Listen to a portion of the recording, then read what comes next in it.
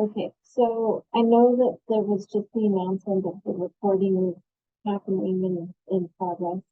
And sometimes that might make us, it does for me, sometimes it might make it feel a little unnerved to speak up or say something in the meeting.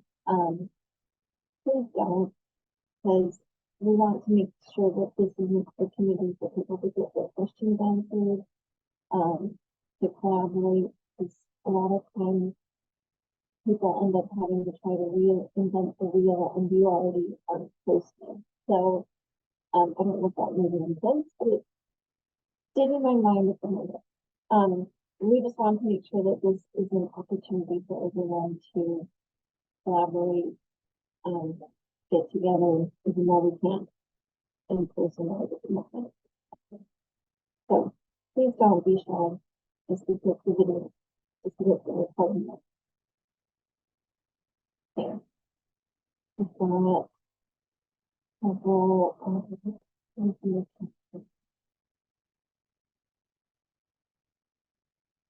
Lena, it seems like your voice from the Zoom is very mumbled, like muffled and hard to understand.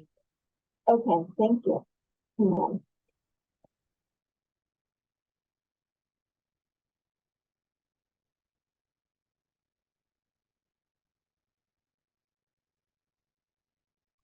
Is that better? Okay. I just didn't want to have to like use the headset, but I'm good with it. Okay. I was just saying for anyone that was just logging on, the video or the meeting is being recorded, but please don't let that be a deterrent to speaking up, asking questions. Lena, yes. Lena, are you able to adjust something in either in your headphone or your speaker? We're just having a hard time hearing you. Let me try.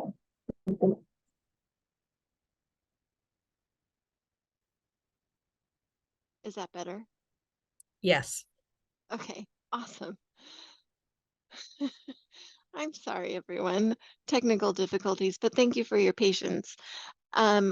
So hopefully this time you can hear me when I say that the video or the meeting is being recorded, but we don't want that to be something that deters you from asking questions or collaborating with your peers here in the meeting, because a lot of times we feel very siloed, and this is an opportunity to ask questions. Dr. Wallace is on, and we want to make sure that anytime you have something that's popping up or bubbling up in your mind that you want to ask him or ask someone else, please don't be shy. Please, let's get your voices heard. So don't make the fact that this is being recorded a deterrent for that, okay? All right.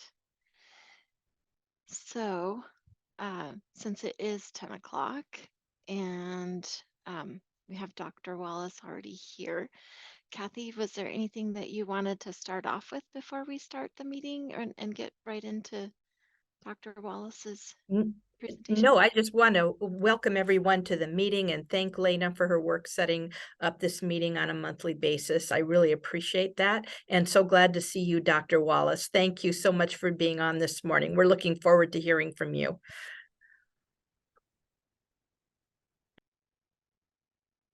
Thank you, Kathy. Lene, you want me to go ahead and get started? Yes, please go right ahead. Great. How's my audio? I'm not too garbled, am I? Good. Love the head nods. As Lene was saying, please ask questions, participate. I'm going to share a screen and find the right. There we go.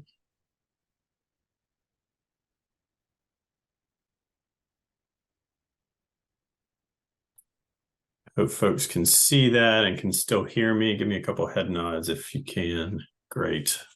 So really, I want to talk a little bit, but listen a lot today. So what I've prepared is really just a quick slide on respiratory illness, and talk about what we're seeing regionally, the discussions I'm having with other health officers around the thresholds for when we put out recommendations or response based on the illness we see throughout the community, and then recap three really big meetings we had last week. Wenatchee was kind of the epicenter of public health activity in the state. For 4 days, we had a Board of Health meeting on Monday. The Secretary of Health was here and convened the health officers and tribal health officials, and DOH was there as well. And then the rest of the week, or at least Tuesday through Thursday, Wenatchee hosted the Washington State Public Health Association. And I shared some of the proceedings with our Board of Health last night, so I thought I'd share that with you as well. We are, I think we're ready for respiratory illness season. We haven't seen a huge increase in COVID-19 influenza or RSV at this point in time. We are continuing to see COVID-19 cases. We are at a low compared to the past 2 years. And the graphs I'm showing you here on the right are emergency room visits, and the percent of all emergency room visits that are due to COVID-19 influenza and RSV.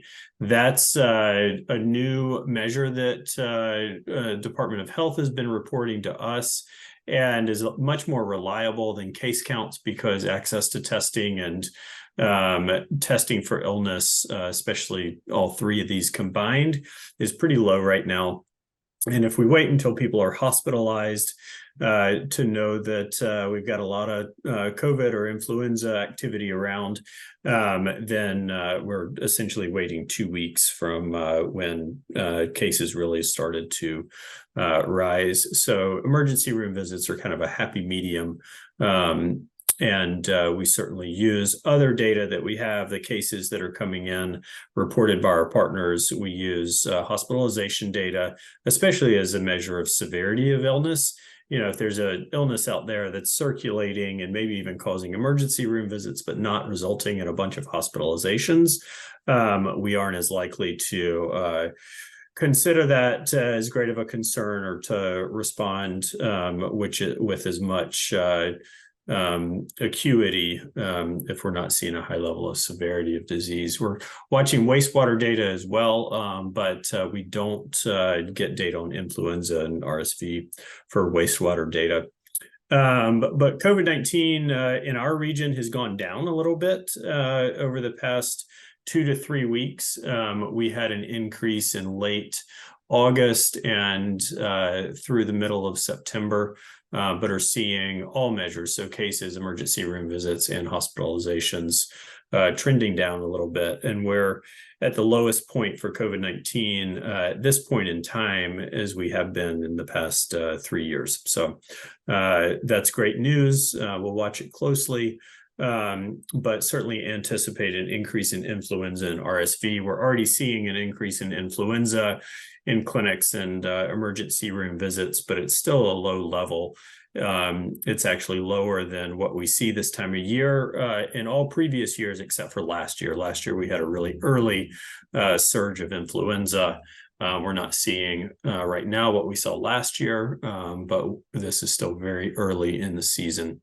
Right now, influenza is just accounting for 2.2% of our emergency room visits, and we're not seeing RSV in our emergency rooms right now.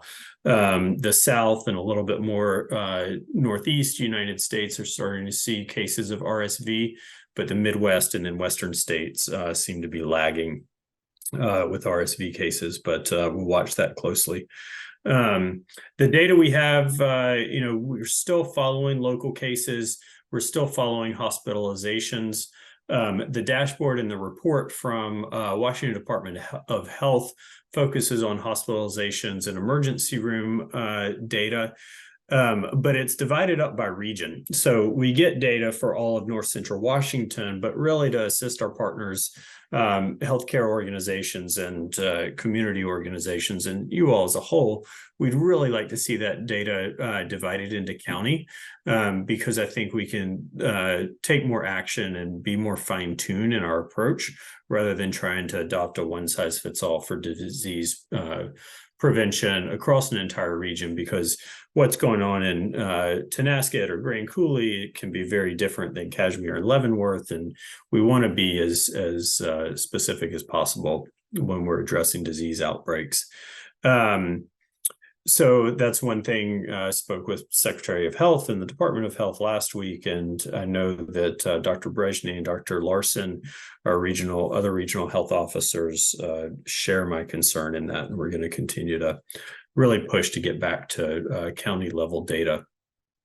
We do have really good work from our hospitals and our healthcare partners. So many of the hospitals are surveilling illness with their own data.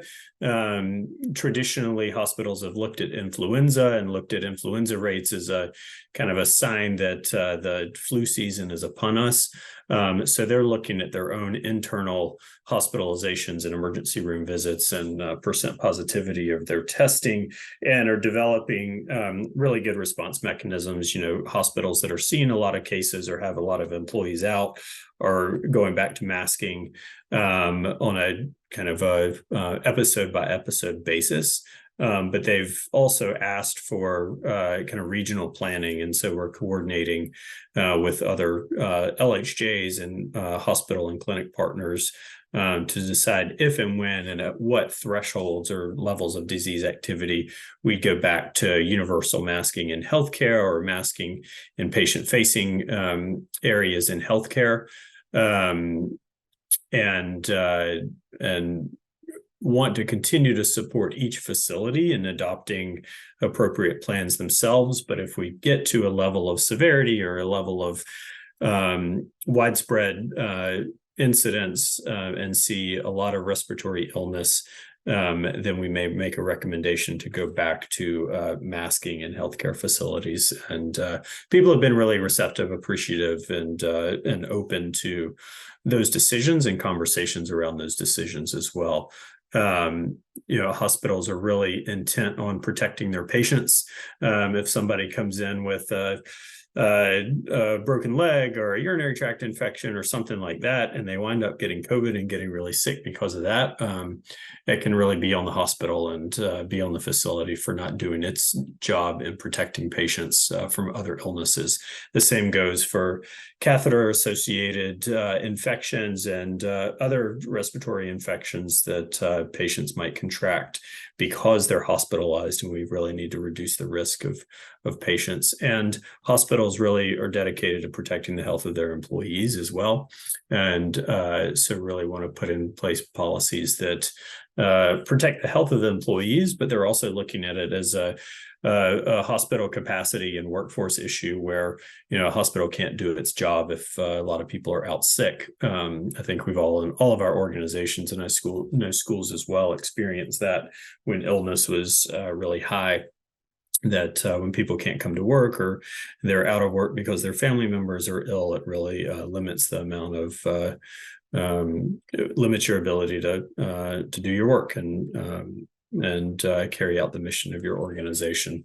Especially Central Washington Hospital, that's the regional medical center, doesn't want to have to close their doors or refuse transmissions or turn away admissions because they're understaffed. And healthcare across the region is still facing a staffing shortage, and something we worry about moving into respiratory illness season. The State Board of Health met Monday morning. Luke Davies, our public health administrator, and I had a chance to share with them a lot of the work that we do in our jurisdiction, and also sit in on the meeting as they kind of wrestled with the state level topics that they hear. So they set rules and kind of an agenda for Department of Health. The things that they discussed at this meeting were adding 2 new illnesses to newborn screening, whether that would be an appropriate use of screening resources and what benefit it would bring to community members in early detection of those illnesses in the newborn period. And then they're looking at the rules that govern the maintenance and setup of sewage systems, and particular emphasis on septic systems, on-site sewage systems that certainly affect us in rural areas, because the vast majority of us are on septic. And the Department of Health or the local health jurisdictions regularly monitor that. And then more broadly, a lot of the work that they've been doing over the past couple months and have planned is looking at improving the rules around recreation water. So these are pools and water parks and splash pads, making sure they're compliant with ADA, ensuring access for folks that experience disabilities.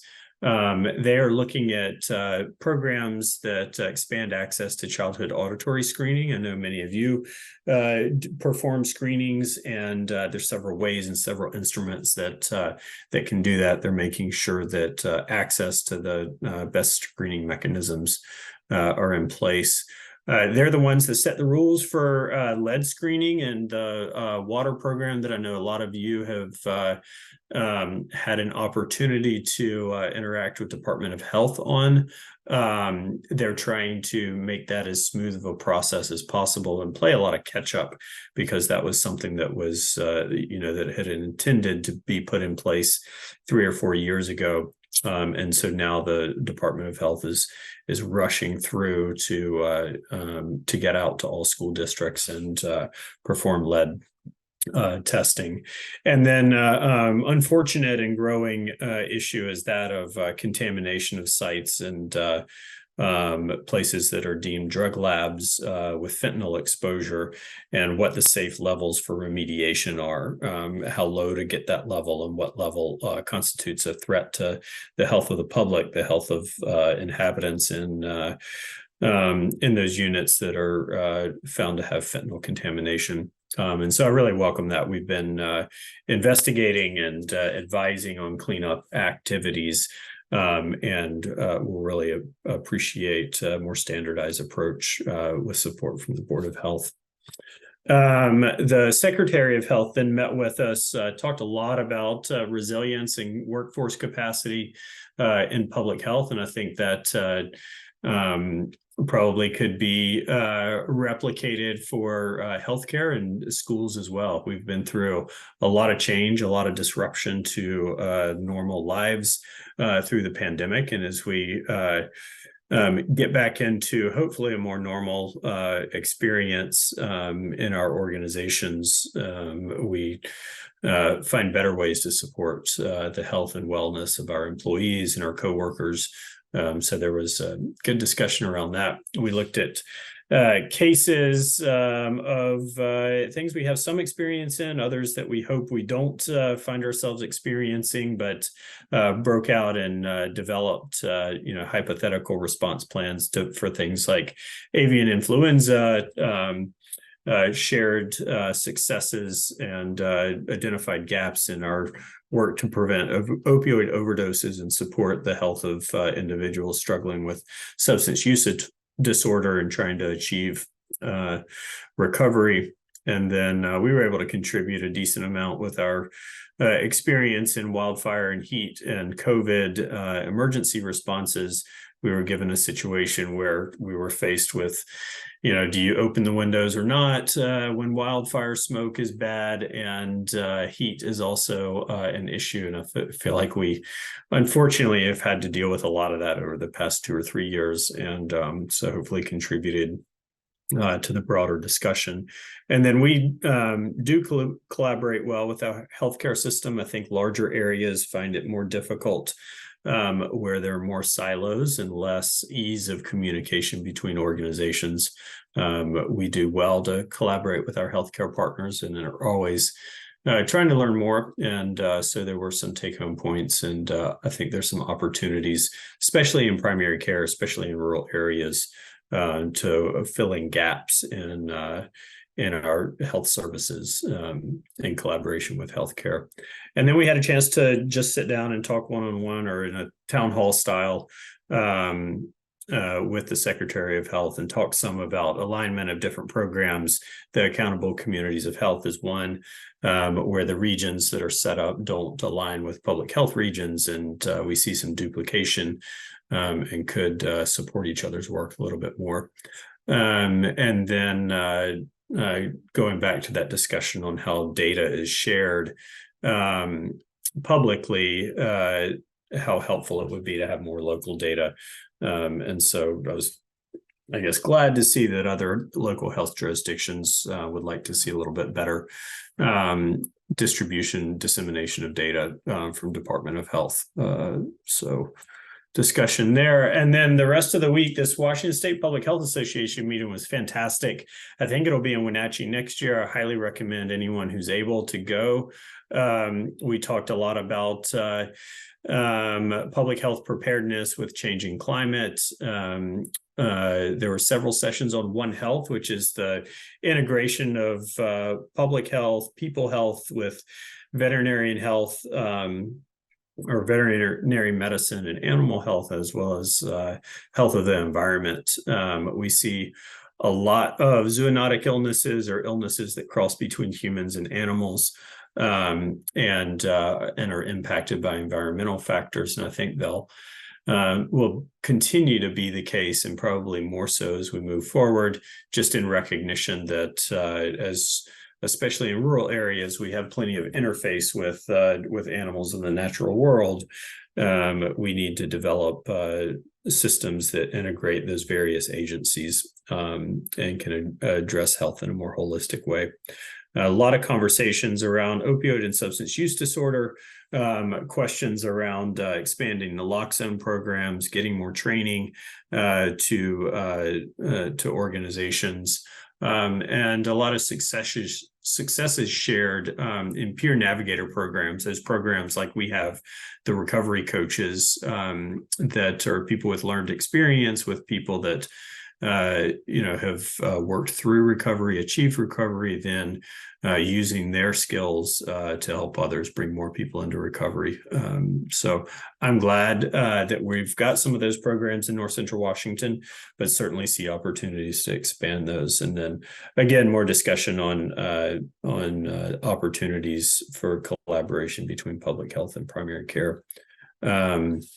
But that's really what I wanted to share with you guys. I also would love to hear from you all what public health topics are impacting you all. What can public health do to support the work that you're doing? And what issues are you guys seeing that I can elevate or assist with or take back to some of these partners we're working with?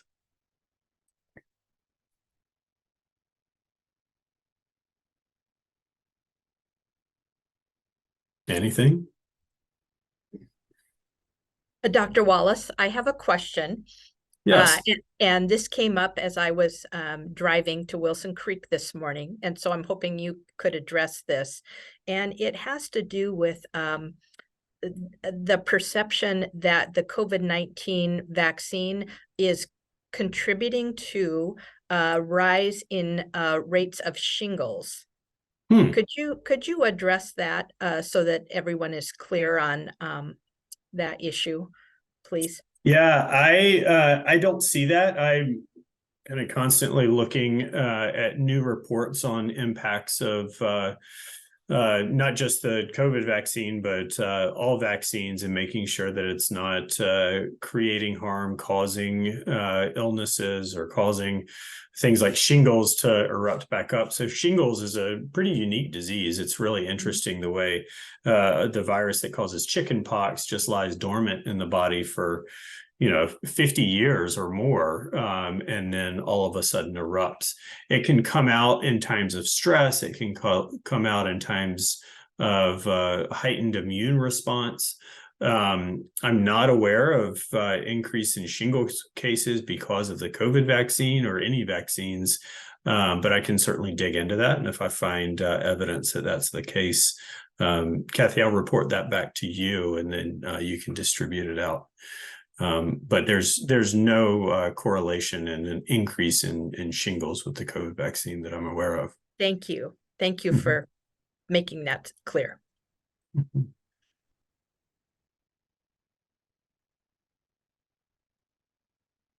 In I the see in the Susan's chat, slow. Susan's having an increase in ringworm. That is that's interesting.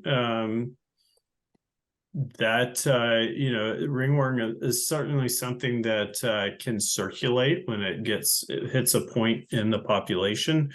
It's spread by not the best hand washing after leaving the restroom, and so is a great opportunity to discuss hand washing, as well as discussing good hand hygiene practices with families at home, because oftentimes it circulates with families. And I'd recommend anyone that is experiencing a rash or itching around the bottom to reach out and get in with a primary care physician and either get tested or just treated for ringworm.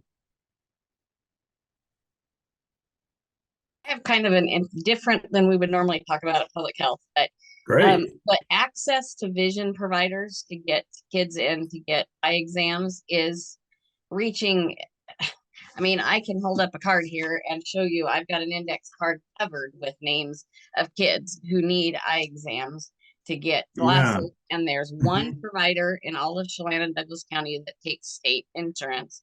We have a van that's come over a couple of times. I don't know if it's, hopefully for Ben, it doesn't turn into a disaster later this week. But he's even short staffed, so he can't get over here.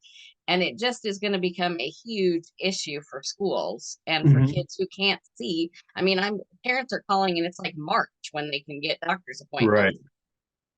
That is going to become a huge public health. I mean, kids can't learn if they can't see what they're looking at. Yeah. Michelle, where does the van come from? It comes from, it's called IC Clinic, and it's over in Bellevue. It was started as like a capstone project or something at University of Washington several years ago, and it's Dr. Pearson is his name. And he's great, and he's got the whole thing set up in like a 20-foot travel trailer so he can do exams. They pick out their glasses. The glasses he bills them to the state. The glasses get made. They all get shipped to us as a nurse, and then we hand them out to the kids. And he really knows the system well and works. It's great. But he's only one person, and if he can't make it over here, and so it just is becoming super frustrating because they're just not access. Yeah, is that something that other folks are experiencing, or Okanagan or Grant counties also have a shortage of optometrists and vision providers? Yes, and I can speak to Dr. Pearson's difficulties that he's having right now are due to a couple problems. One is a staffing issue, and the other is a funding issue.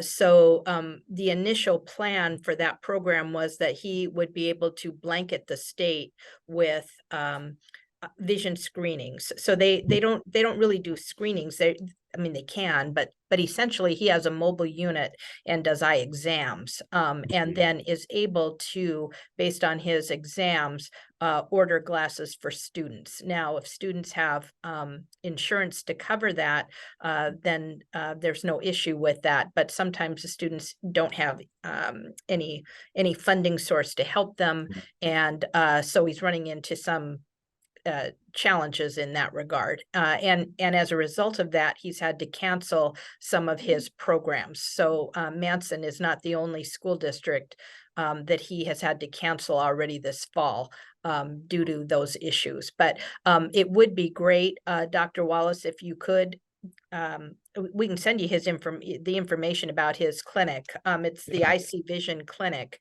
and he has some great ideas. He's been up to Pascal Sherman and many other schools and provided a lot of kids with glasses over the last year, but is now having challenges.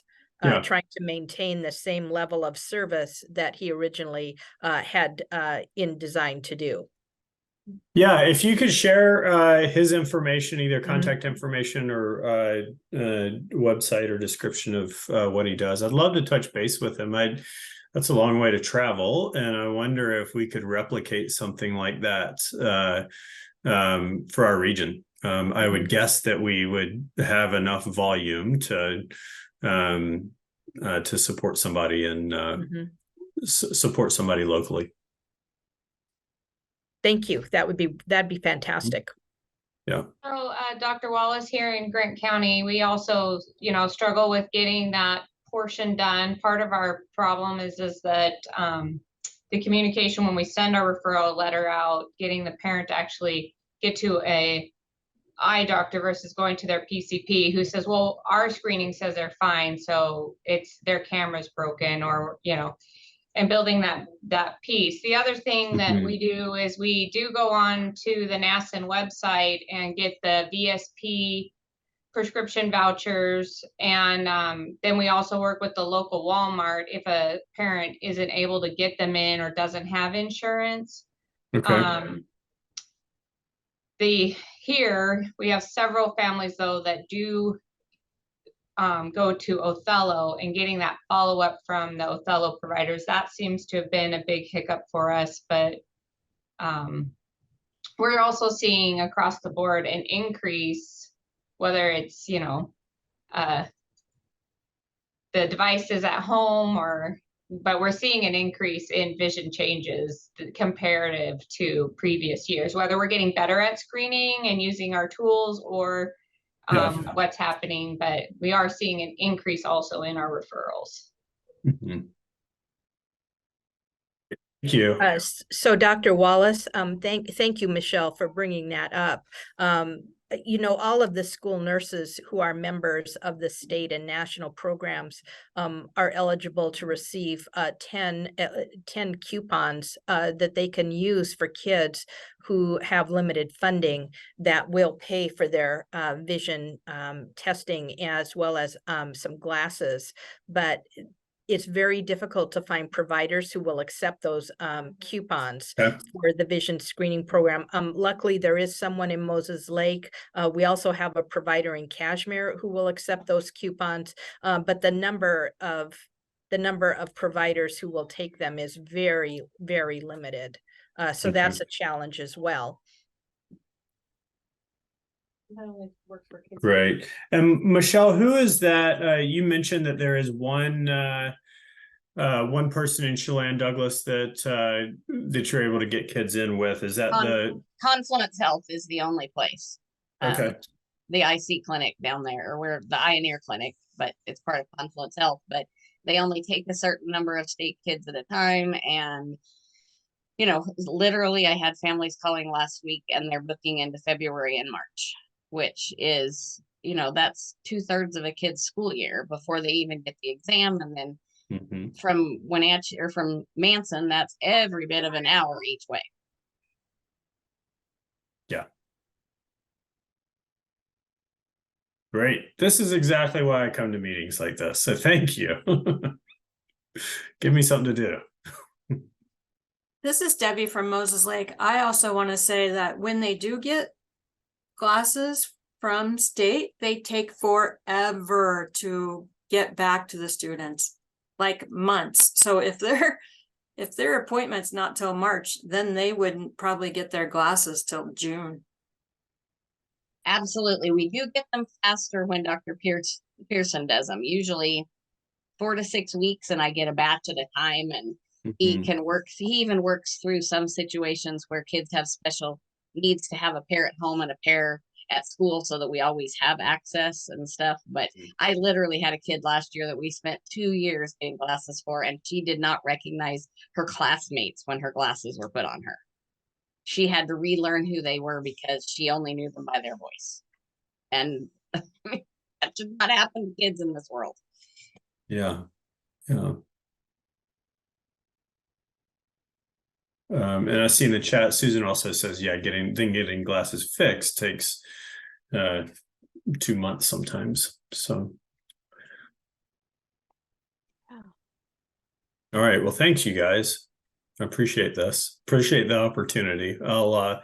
Kathy, I'll connect with you and get that contact information and try and reach out to, sounds like the providers, one in Moses Lake, one in Kashmir, and then Confluence Ioneer, that do have a little bit of capacity right now.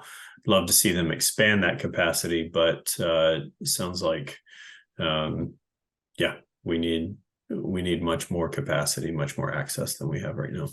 Okay, thank you very much. Okay. That is definitely a need in this area, isn't it? So thank you so much for your time, Dr. Wallace, and for Yeah, listening absolutely. to Thanks, what you we need guys. here. And this also Great. makes for a perfect segue into hearing from Dr. Megan Carter. She is an audiologist and is here to take a little bit of a deeper dive into the hearing aspect of our screenings. Yes, absolutely. Can everyone hear me? Yes? Okay, good. So it makes me sad to hear about the lack of access for vision, because vision and hearing are so vitally important to learning. I'm very sad to hear that. I would hope that hearing is not that way, that you're able to get kids in. And I am here to spread some information about hearing screenings, as well as where you can send kids to go to get services. So, and yes, dental too. You're right. Lack of access for a lot of things when it comes to kids. And as a private practice owner myself, state insurance doesn't pay squat. So I'm not surprised that there are a lot of places that don't take state insurance, because it's basically charity work when a private practice takes it. So it kind of falls on the hospital, like our big hospital systems, to kind of take care of that. And they do have to limit it.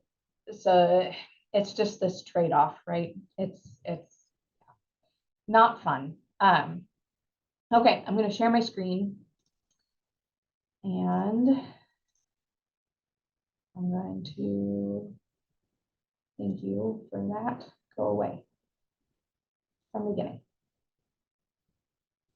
So what I'm going to talk to you about today is hearing screenings, how to conduct hearing screenings, the who, what, where, when, why, and how of a hearing screening, how do you handle a referral, data management and reporting, some closest hearing resources for each county, some equipment, and some tips and tricks.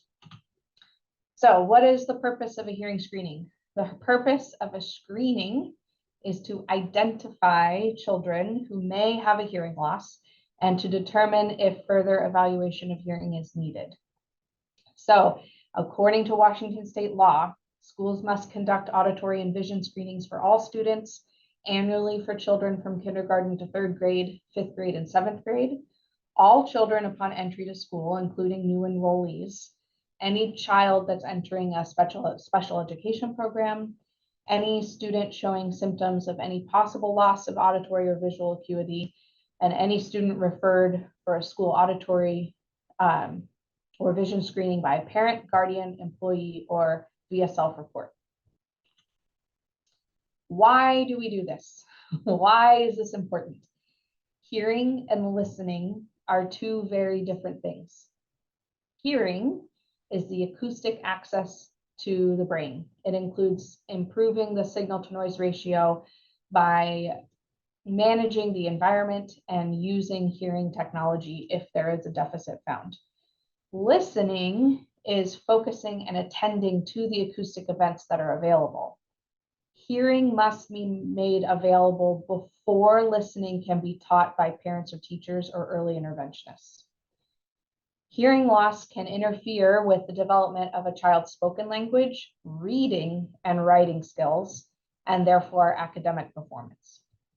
Hearing loss can look a lot like having limited or unclear speech, not following directions or paying attention, asking for repetition, and learning problems. What is the prevalence of hearing loss? So we have state mandated and nation mandated actually newborn hearing screenings for hearing loss. The incident rate for hearing loss is about 2 to 3 per 1,000 at birth. There are several disorders and several syndromes that actually have a progressive nature to hearing loss. So just because you weren't born with hearing loss doesn't mean that you will acquire it later in life, even as a toddler. So the incident rate is about 4 to 5 per 1,000 and school age.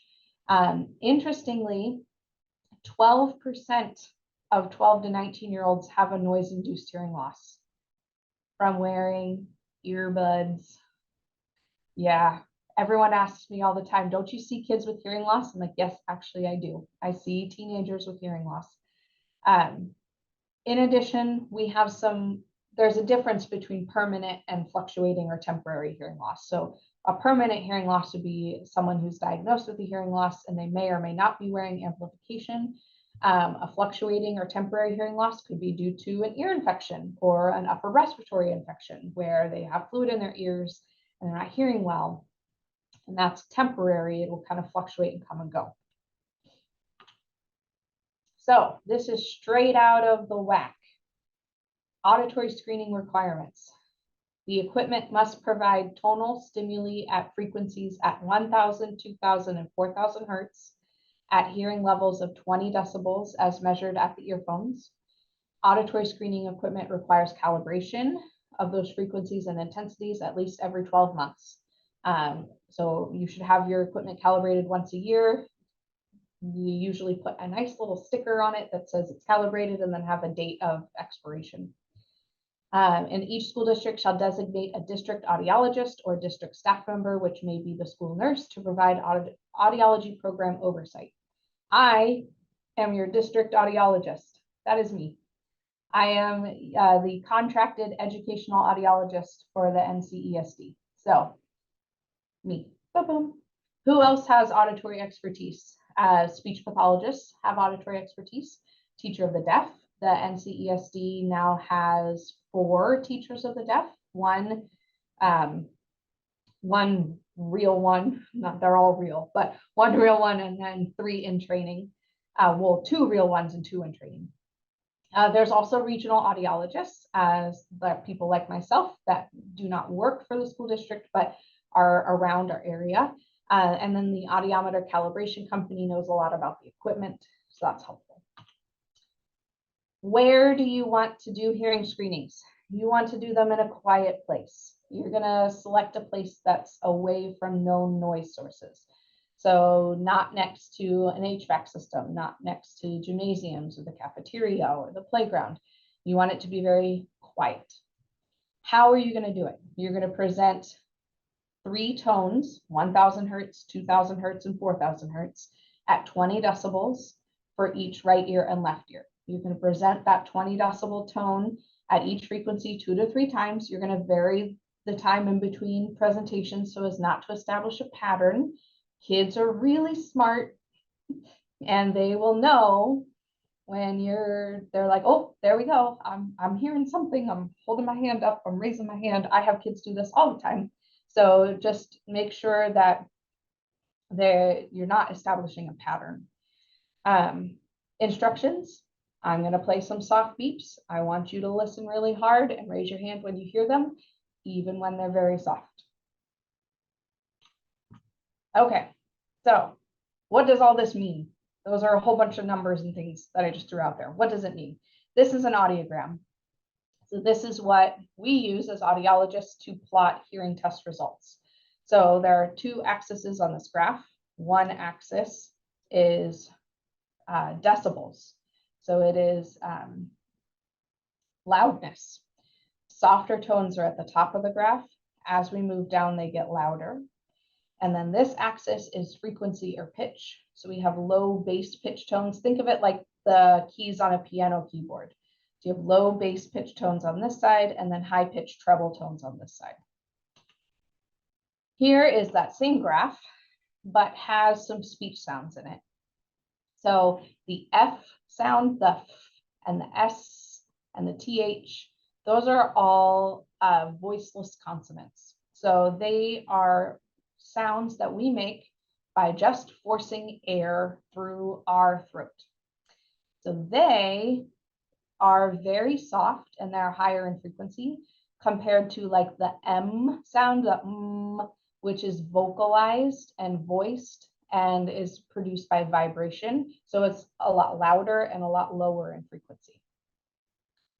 We test 1,000, 2,000, 4,000 hertz at 20 decibels because we want to make sure that kids have access to the majority of the speech sounds. We do not test 500 hertz because room noise. Even if you're in a really, really quiet place, that room noise is still going to be loud enough that 500 hertz at 20 decibels is not going to be audible or efficient to test. That's why we as audiologists have soundproof rooms that we do hearing tests in, and we put them in there, and we know that it's really quiet and we can test those frequencies pretty reliably. In addition, if kids can hear at these 3 frequencies, there's a pretty good chance that the hearing is good. Now, that being said, I have seen children who have passed hearing screenings at school and at their primary care well child visits that do end up having hearing loss in the frequencies that we did not test. And we usually catch them because they're not doing well in school. There's a concern. There's other disorders, other things that are going on that'll kind of alert us to test their hearing.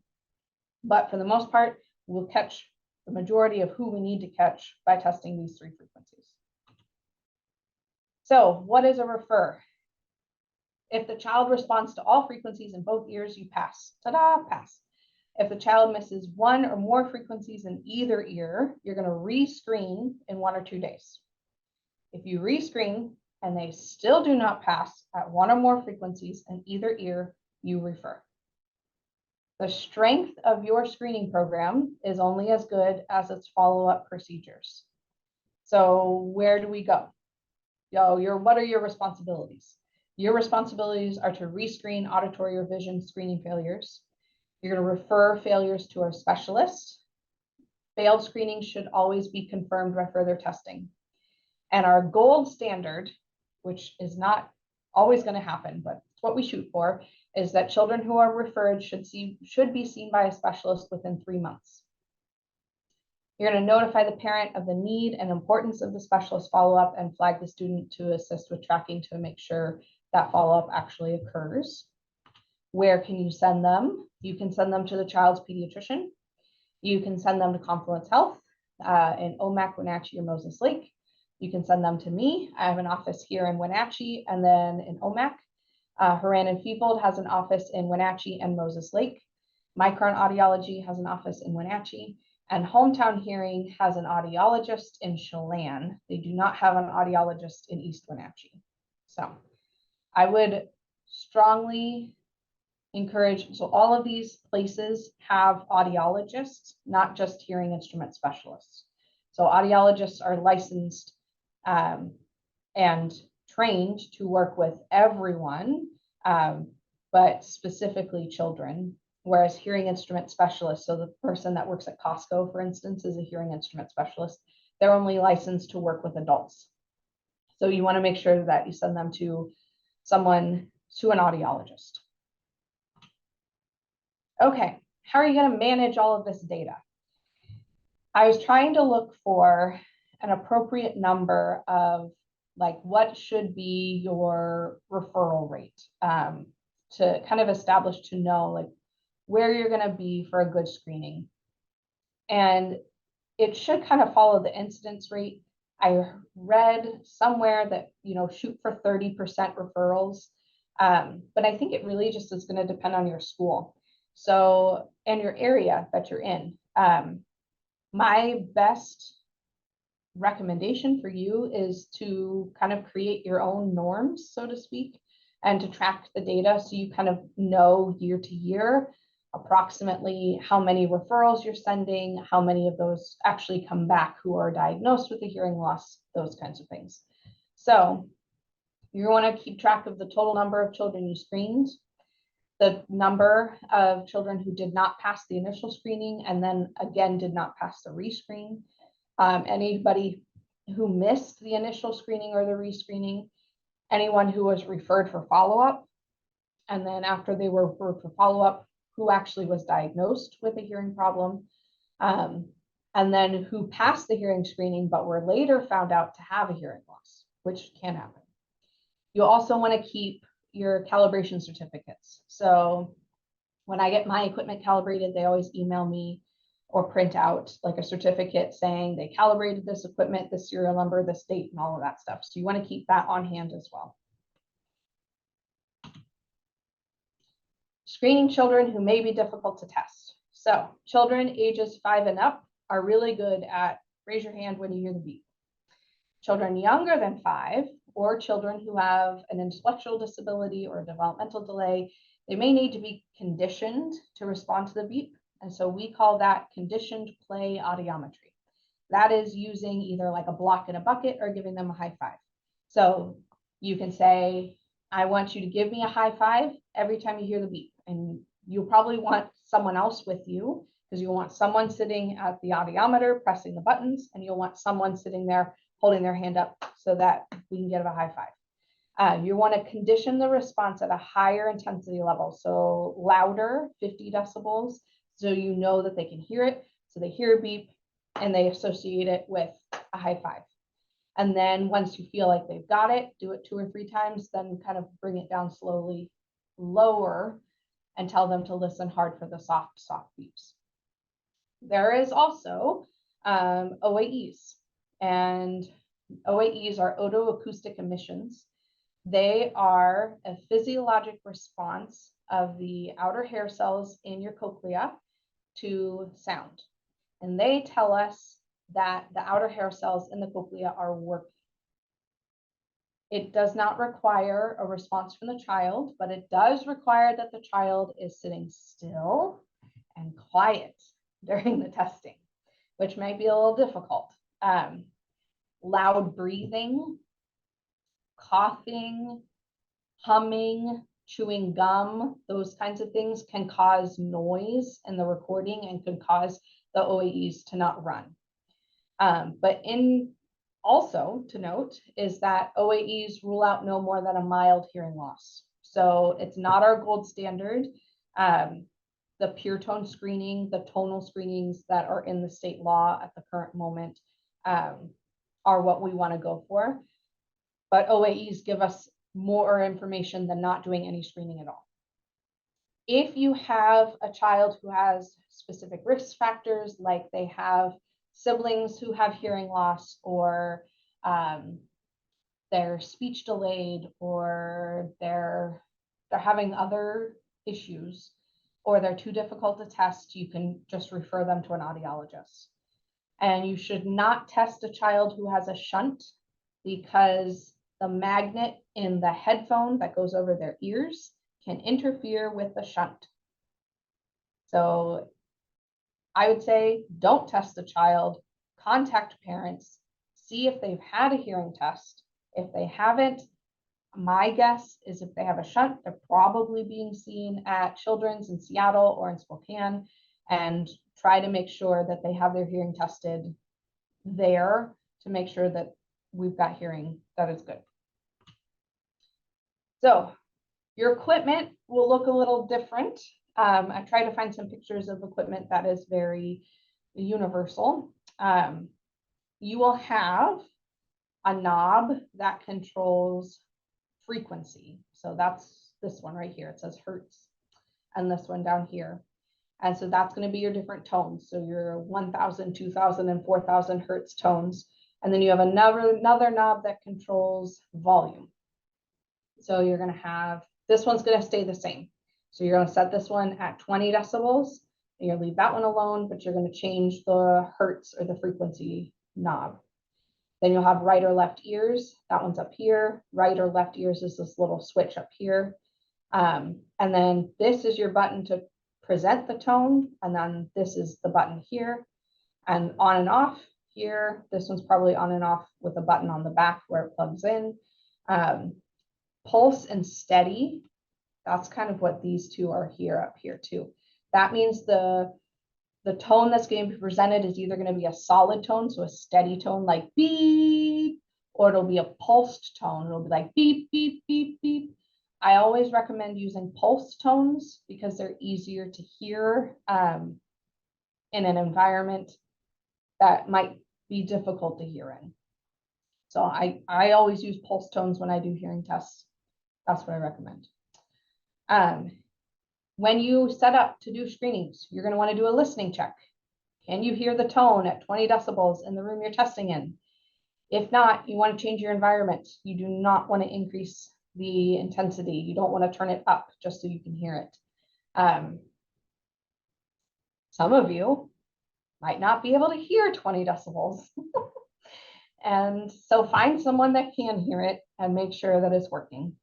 And then if you can't hear it, then come see me and I'll test your hearing and we can figure out what's going on. So no judgment. The State Board of Health had a meeting in August. Dr. Wallace brought it up about the changing in auditory screenings. There was a proposal to add OAEs to the language in our state laws. They reviewed that petition and they are putting together a special counsel to review that. So it could mean that OAEs will be required. I don't know. So that's a work in progress at the moment.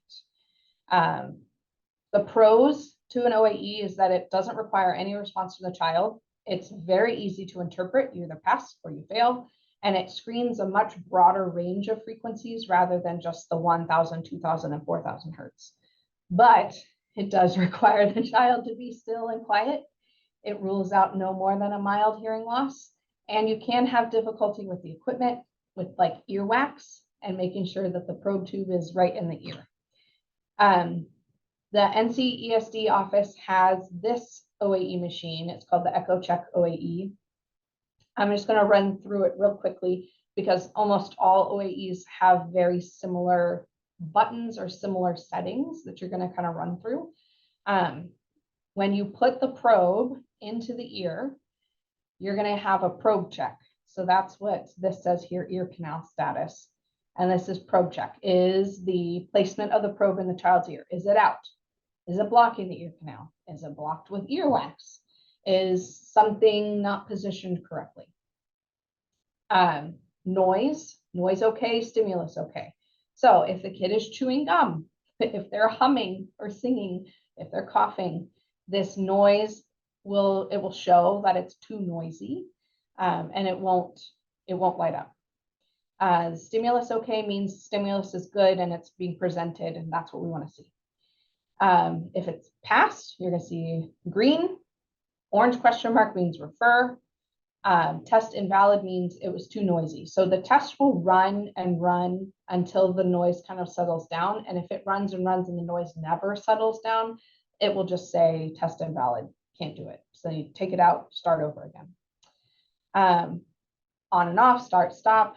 This one saves. You can save the settings if you want to. I wouldn't save anything. You're just going to write it down on your form, which I'll get to on the next slide, not this one. Some tips and tricks for when you're doing screenings. You want to have the positioned child with the chair in front of you, and you're going to be behind them. That way, when you put the headphones on, your left is their left. So that's easy. In addition, the child can't see you as you're pressing buttons because kids are smart again, and they will know when you're pressing the button, and they can see out of the corner of their eye, and they will really detect because they want to please you and they want to do well. So make sure that they can't see you pressing the buttons.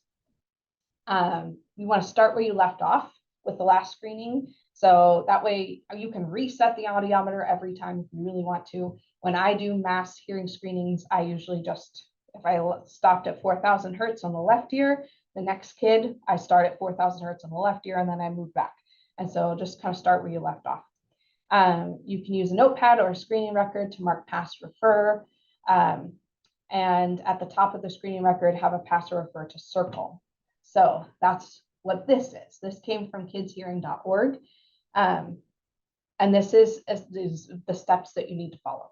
So initial screening, rescreen again, And then if ears screened do not pass, refer to pediatric audiologist. So all of that stuff.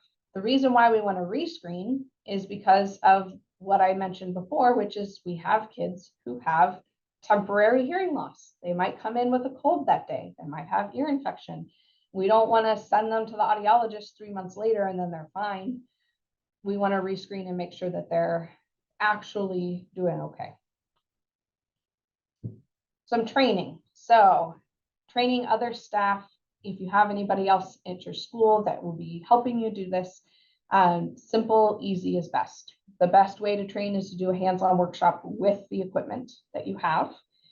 There is some online training you can do. Go to learntoscreen.org. There's also a really fantastic website, Success for Kids with Hearing Loss, with hearing screening resources.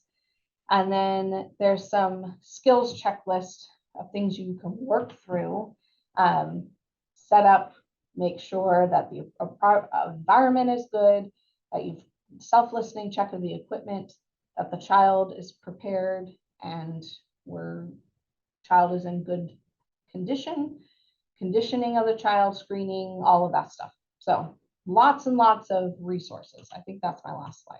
Yes, it is. Okay. I'm going to stop sharing so I can see all of your lovely faces. Who has questions for me? So Dr. Carter, there's a question in the chat I see. from Michelle. Is there a frequency that kids struggle with more if it is an ear infection or illness related? It's going to be lower frequency, so probably that 1000 hertz tone.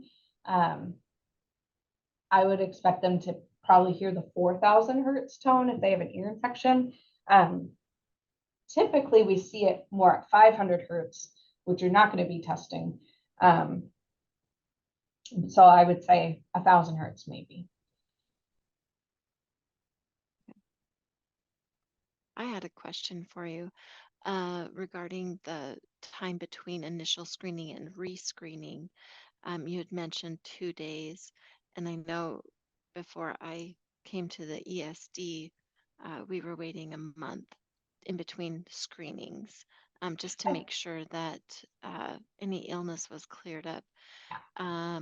Was I doing it wrong? Or no, I think a month is fine. I don't know where I must have gotten that 2 weeks is what I was going to suggest too. I think I probably got that either from my textbook or one of the websites that I was looking at. I would say 2 weeks, a month. I wouldn't go any longer than a month. Yeah. Okay. Yep, we have some people in the chat saying, Amber said, I thought it was 2 weeks minimum, and Michelle agreed with 2 weeks too. So, and then also on your screening chart that you had there as a sample, it had a third screening, a date for a third screening. Yes. Is that gold standard? Because I know that a lot of us strive to get the 2 screenings in before we make a referral. So I'm wondering about that third screening date. I have actually never seen a third screening. So I would be curious as to know why that's on the form. I have always been taught that you screen once, they refer, you screen again, they refer, you send to a referral. Don't waste your time with the third one. Yes, Debbie. I may be able to answer that because I'm fairly new to Washington State, and I also was helping orient or train my mentee to hearing. But I was looking at all of the Washington stuff, and I read somewhere, and I don't remember exactly where, but it had recommended that if you had a failure on the day, then it recommended, and I mean, we wouldn't be able to do this just because of the numbers of nurses we have or don't have, but it recommended that you have the student screened immediately again by another nurse with a different piece of equipment. And then if they still failed, rescreened again. And I think our thing says like 3 weeks or a month, But I think 2 weeks is kind of, I mean, that's kind of the gold standard, and that's what we did in California too, was 2 weeks if they had an ear infection. But anyway, I think that's where maybe the third screening would come in at, is if you did that. But I don't know anybody who has the extra staff and equipment laying around. I don't either. So, yeah. Oh, Jennifer's got a question. Actually, a comment. So I do our screenings for one of our elementary schools, but also our preschool. We just obtained an OAE for doing our preschool, which is still an interesting challenge with 3 and 4-year-olds. When I did the hearing screenings at our elementary school, my SLP was able to assist. And we immediately, her office is soundproof or pretty close. And so we did rescreenings in there immediately. And we knocked out about half or more of kids who are going to be rescreened. So it's really, really helpful. And I know one of my coworkers, she's setting up this year. She's like, there's just so many rescreens if we can't do them immediately. So it is really nice when you can, and when you can get help from your adjunct specialists. It's super, super helpful. Thank you for that, Jennifer. Anyone else? I tried to make this as entertaining as possible. I know it's boring. I don't think it's boring. This is what I do every day. So. Well, we appreciate your time very much. I did have a quick question for the nurses. Does anyone have you seen those calibration stickers that Dr. Carter was talking about? Sorry about my voice. Just wanting to make sure that you have your equipment and the resources that you need to make sure that it is accurate for you. So if you need some help with that, please reach out and let us know so we can help get you taken care of. Yes, and I can help with it if you have questions about the equipment that you have, like what does this do? How do I work this? What is this? I would be more than willing to jump on a Zoom meeting with you and walk you through it. That is wonderful. Thank you so much. All right.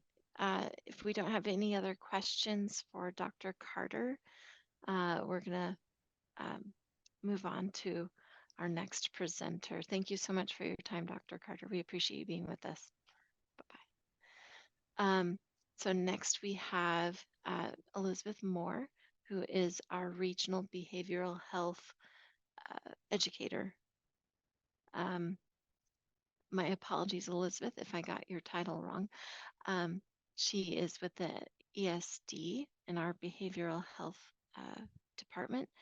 And I had been talking to her quite a few times about the vaping presentation that she's been putting together for school staff, and had attended the recent one that she put together for the ESD here called Catch My Breath.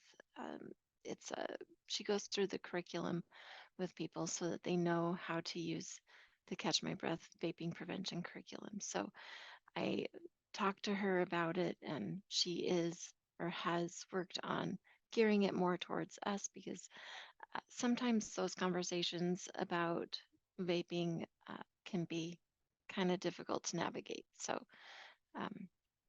I'll turn the time over to you, Elizabeth. Thank you so much, Lena, for having me, and good morning, everyone.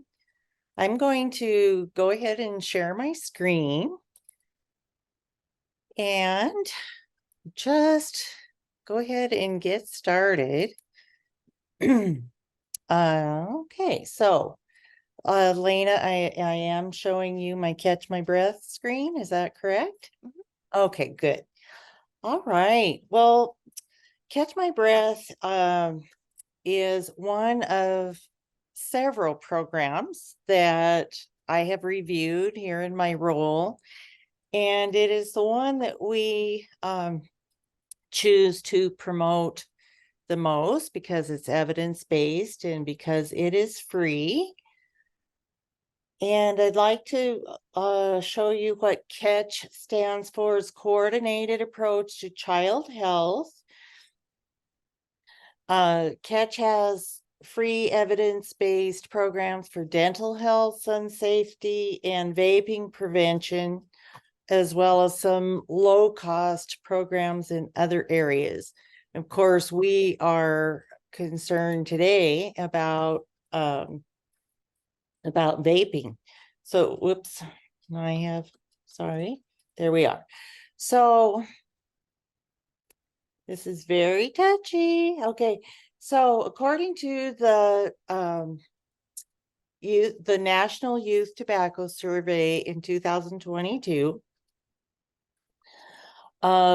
more than 2.5 million middle school students and high school students report that they are vaping. Now, among those students who said they're vaping, 1 in 4 are doing so on a daily basis.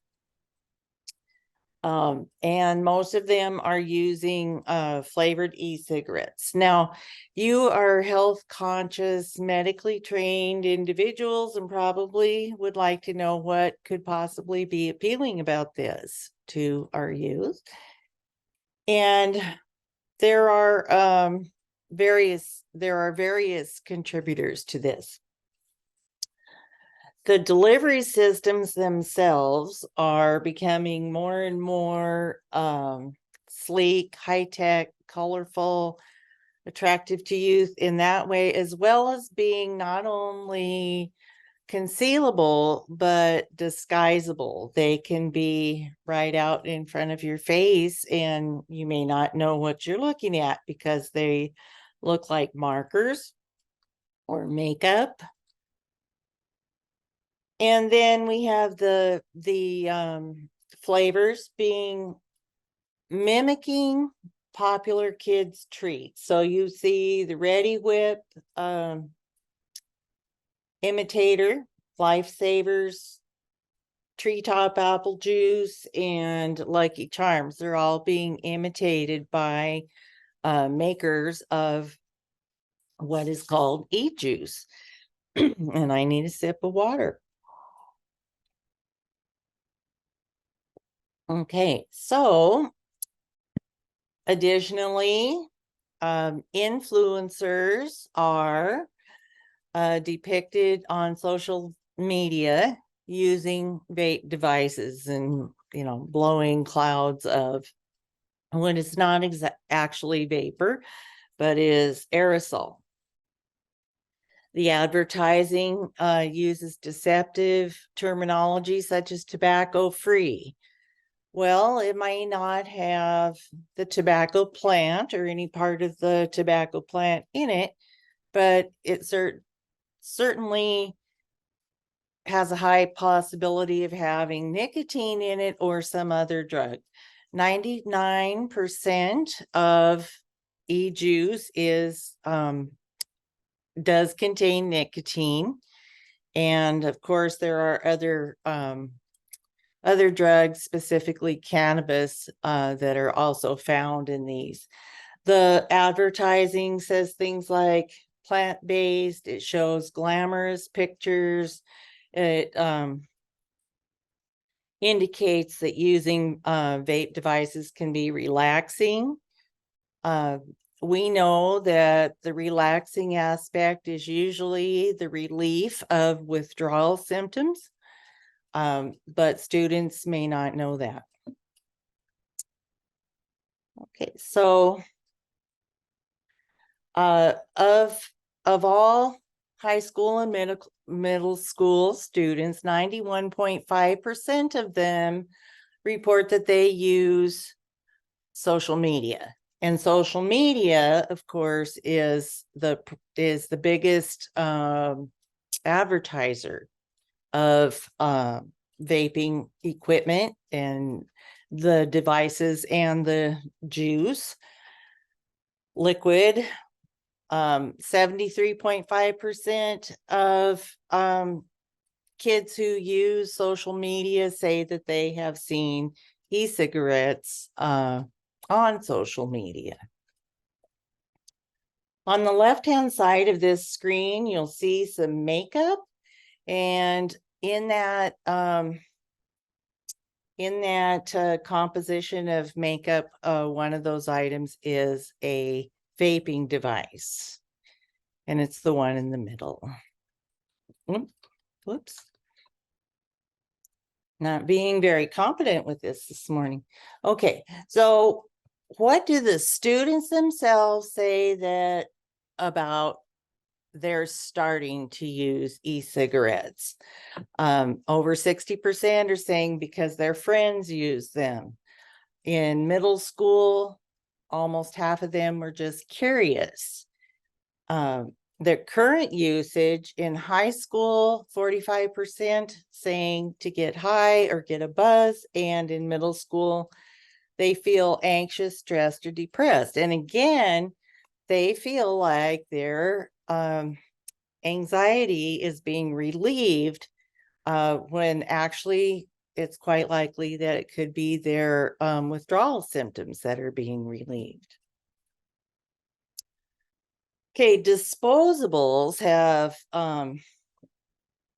had their own little epidemic because federal laws were making it as it became illegal to use certain devices and certain liquids. A loophole was found by these companies, and they very quickly increased their manufacture and sales of disposable devices. And we've found that the lower the knowledge of the student is, the less risk the student perceives. So if a student does not think that there's anything dangerous in their in the e-liquid that they're using, then of course they don't understand the risk. And if they don't know what's in it, they're assuming that it's something fairly benign. And that is actually not the case, as you can see from this graphic. Okay, here's what disposables look like. So this is what most school personnel who are collecting devices from kids are seeing. And again, as the candy and the fruit flavored pods were banned, the disposable systems were not, and those are the ones that then became most prevalent on the market. This graphic originally said that e-cigarettes are not safe for young people, and I scratched that out and said they're not safe for anyone. They have in them, even without nicotine, they still have ultrafine particles that can get into the lungs and cause problems. They have flavorings which have been known to cause lung disease, have heavy metals and other ingredients that have been known to cause cancer. So how do we know that a student is vaping? We can see behavioral changes in the student, child, youth, including irritability, anxiety, being prone to mood change, exhibiting a lack of impulse control. We may have kids who have difficulty concentrating. Their cognitive performance may lead to a dip in their grades. And especially when these things are new, when this has recently come on, you know that that's not how the student normally is. There's a chance that it could be due to vaping. Sudden interest in using something to cover up the smell, such as cologne or perfume, or at home if they're burning incense. A change in eating patterns, which would cause them to gain weight or lose weight, could be signs of vaping. So what can you say to a student about it? Well, for one thing, you need to make sure they know that you care about them, that you're not just looking to find them at fault for something, that you're not just looking to punish them or get them in trouble somehow, but that you do care about them, and that you understand how the manufacturers make this seem like such a great idea, make it seem so appealing, and you understand how a student could be drawn in by that. And you understand how curious young people are. So you know that they want to try everything. You understand that it wouldn't have been too difficult for them to have gotten drawn into trying it, but also that you know the ingredients are actually pretty concerning, and that you're curious. So ask them lots of questions about how they got to this point. And make sure that students know, even though we know that there are millions of kids using vape devices, our students need to know that everybody is not doing it. It's not true that everybody does it. 86% of high school students do not use vaping devices. 97% of middle school students are choosing not to vape. Now, if you find yourself in a position where you need to collect a device from a student, make sure that you wear gloves so that you can prevent the liquid from getting absorbed into your skin. Know that removable batteries are supposed to be recycled, and the rest is, according to the Department of Ecology, it is medical waste. However, we don't really have good protocols yet about how to dispose of this, at least not in Wenatchee. And if anybody in other locations does have a good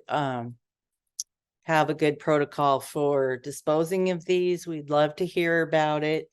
But I know that I personally have spoken to a Wenatchee Police Department person, and also to a hazardous waste facility employee.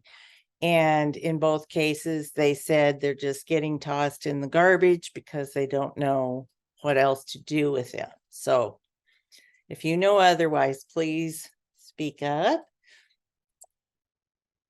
Okay, I've gone through this really quickly because I know that you don't have a lot of time this morning, but I'm happy that I was able to come and at least give you an idea what information we have available.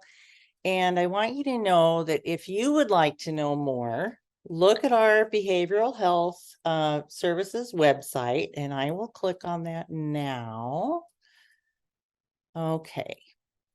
So Lena, are you seeing the website? Okay, great.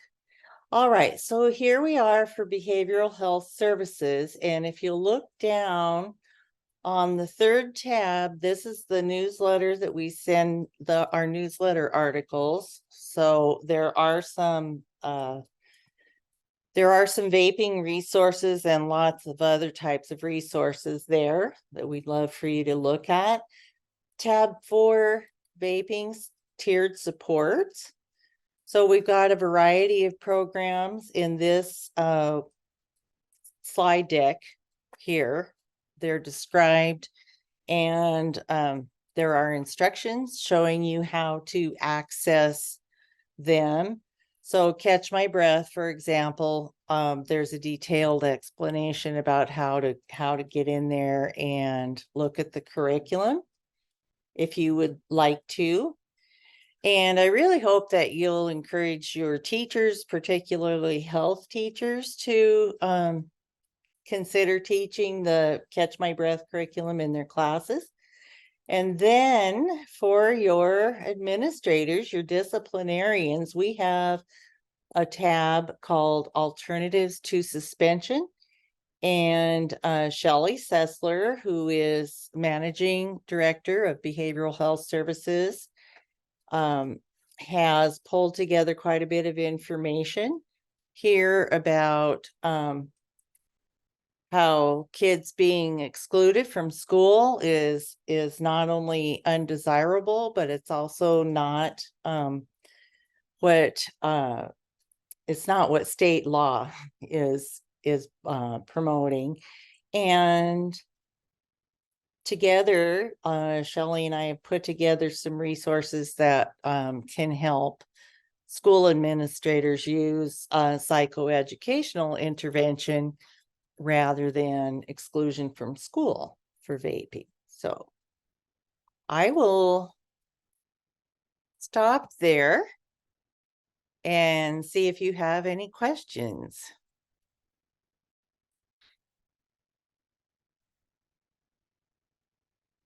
Elizabeth, did you want to give them just a quick update on your Okanagan session that you still have seats available for? Oh, yes. Yes, I will be at Okanagan Middle School at 4 o'clock, from 4 o'clock to 5:30 on Tuesday, the 24th.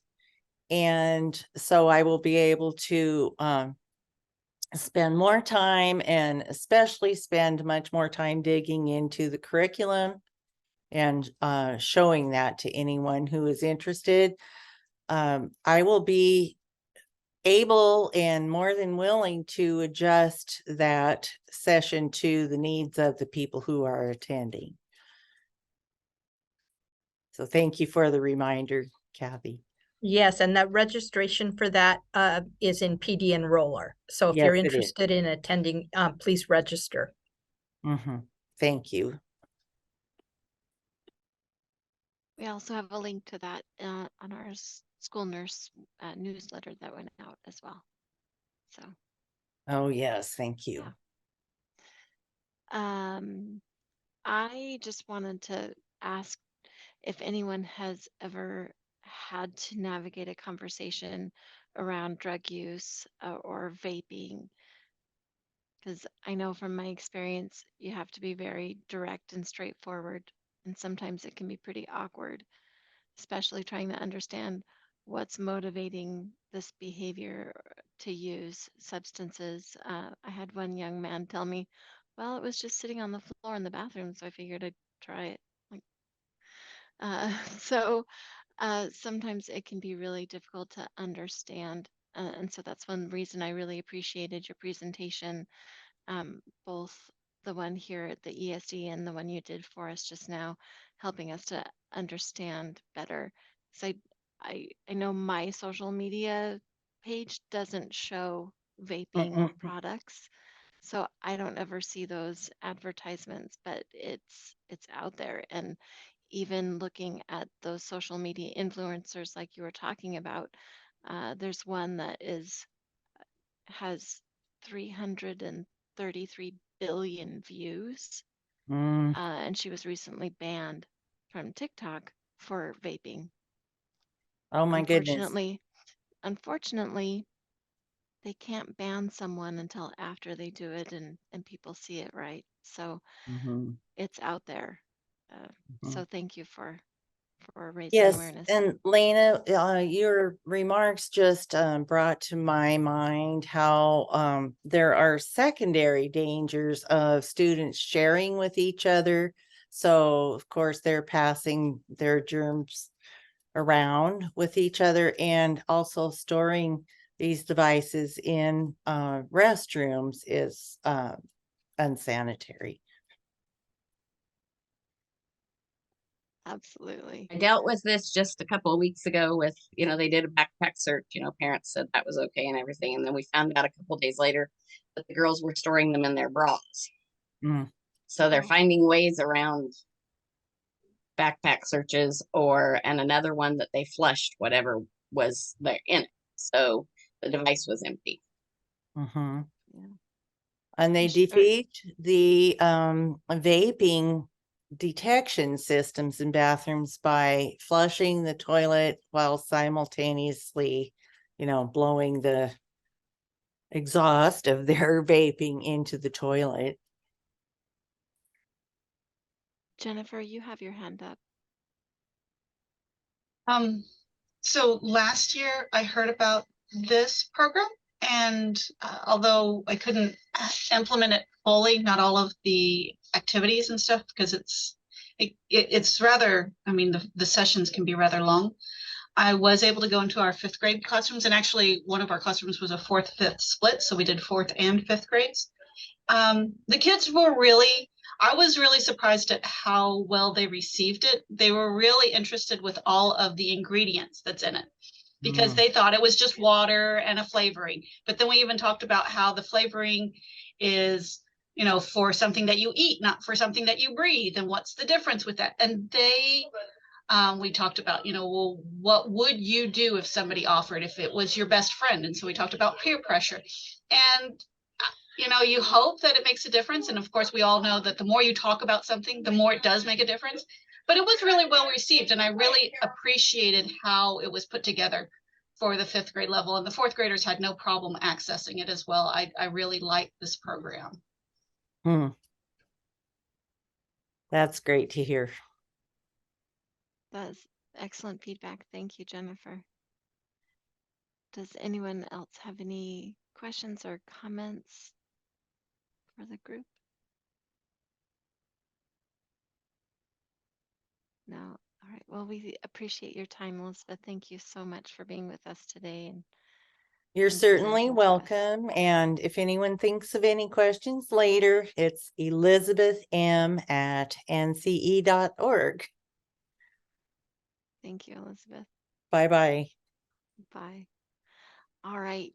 And now we'll turn the time over to Kathy for our regional and state nurse updates. Hey, thank you so much, Lena. I'm going to share my screen. So could you let me know if you can see it? I sure can. Okay, and let's go into slideshow. Okay, or how's that look? And can you hear me okay? Yep, everything is All right, great. very We can good. see your screen and you're loud and clear. Okay, very good. Well, first of all, welcome everybody. I just want to give a special shout out to everyone who was able to attend the snow conference just this past week. Look at this lovely group. Everybody's so happy to be there at the conference. So thank you all for attending. I understand it was really good and that there were a lot of good presentations there. I was sorry that I was not able to attend this year, and I'm glad that you all were, and hope you got quite a bit out of that, and we'll be pulling information from that to provide some additional regional presentations based on some of that information. Okay, so quick updates from the just kind of around a number of topics. Last month we talked about the NEFI product, and that did go to the FDA for their final approval in September, and it was not approved. So the effort now is going to get it back on to their consideration, and we'll see if this can't get passed through in another month or so, because really the effort here is to try to reduce the need for injectable epinephrine, and this appears to be a viable product to use for that. So just waiting on final approval for that product. Okay, other information on naloxone. So this is just based on, I just wanted to share some of the state data that has been collected around the use of stock naloxone. So my first comment is I just want to thank all of you, because I know that everybody who's on the line, based on your district assessment data, has reported that they have a policy and procedure in place around naloxone use in their schools, and that you have a supply of naloxone. And we'll talk about supply in just a minute, but this is just to give you an idea across the entire state of how naloxone has been distributed. And I want you to as you recall, you know, the law in Washington state really only applies, making this mandatory to school districts that have 2,000 or more students. But you can see that it has spread because there's been a lot of concern at both the middle school level and the elementary school level of potential issues and the importance of having a dose available in the event that it could be not necessarily a student, but it could be either a visitor, a parent, a staff member, or someone else. And so you can see that many schools in the state are pulling this into other levels besides high school level. Now, how many were reported? So all of you who completed a little bit additional questions last year to the district assessment, we actually didn't ask last year on the district assessment whether or not you had used naloxone. That is going to change. So this year we will be asking that question when you complete your district assessments in the spring. But we did do a little separate survey to find information out from the schools. And this is just to give you an idea of how much the use of naloxone has increased in Washington state. So in 2021, 2 doses were reported, 2022, 6. And then you can see that in 2023, suddenly we jumped way up with 42 doses reported as being administered. And this actually doesn't even reflect every single school district. There could actually have been more, but this is only based on the districts who actually reported the use of the product in the survey that OSPI sent out. So based on region, this kind of gives you an idea of how naloxone was used. You know, how were those 42 doses used throughout the state of Washington? ESD 121, that's over in Puget Sound, so a lot of the King County area. ESD 189, I believe that's Spokane. So looking at larger volume areas with a lot of high populations and or high incidence of drug use in their communities or counties. And we are ESD 171. So we had a total of 1 dose administered of all the doses that we had in-house. So still looking at a low level there. Along with use, some of the comments that were made when we surveyed people late last year, some people, and again, this is across the state, there were reports that needs included additional training. Some people were reporting cost as a factor for them in terms of getting naloxone in their schools. And then the majority of students or schools who reported any needs related to naloxone said they were having difficulty obtaining them. And there was concern that was expressed about when they used it for any reason, were they going to be able to restock it once it was done? So at this point, naloxone is now available over the counter. The average dose expense, you know, with the 2 units per box is running somewhere around between $40 to $45. So while it can be purchased, you know, certainly at a lower rate than it was initially back in 2019 and 2020, when we initially were purchasing some doses from our pharmacies, we were being charged a rate of around $120 or more per box. And so now that it's available as an over-the-counter item, the prices come down considerably. However, I would certainly be curious to know if any of you are in need of naloxone and not to buy it. We should have it available for your districts at no charge. So, so all of this, has created all of the use in Washington, with our 42 doses reported in the last year, has definitely made like the national news. So there's been articles that address the use of naloxone in Washington state that are just kind of pointing out the need, why naloxone is important, and a little about the numbers of use in Washington. So we'll definitely be keeping an eye on this, and there's links to some of these articles. If you have not had a chance to read some of them, they're just very interesting about our state. So final things on naloxone that were brought up, I just want you to be aware of. There's a discussion right now about some collaborative efforts with the Department of Health in terms of getting more doses out to high schools.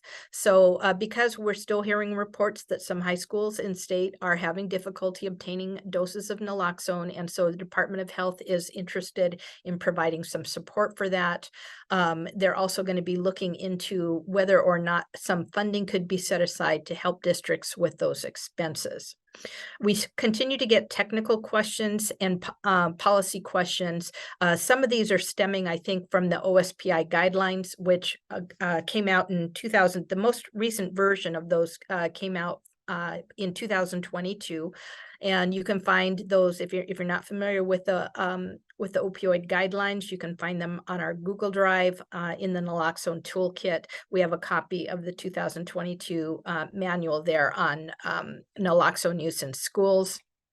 And the questions largely are coming around storage and where's a safe place to store them. Can we put them in our AED cabinets? Can we put them where should they go so that they're accessible to people, but yet also under supervision? So those questions are coming up.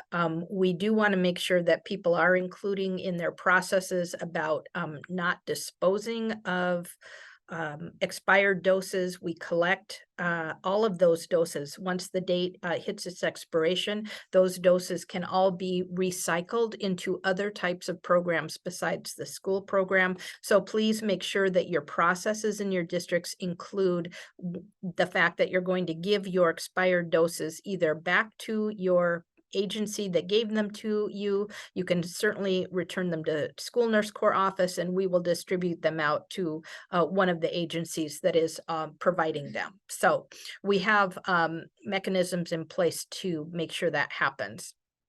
And then I would also encourage you to just take a look at your policies and procedures.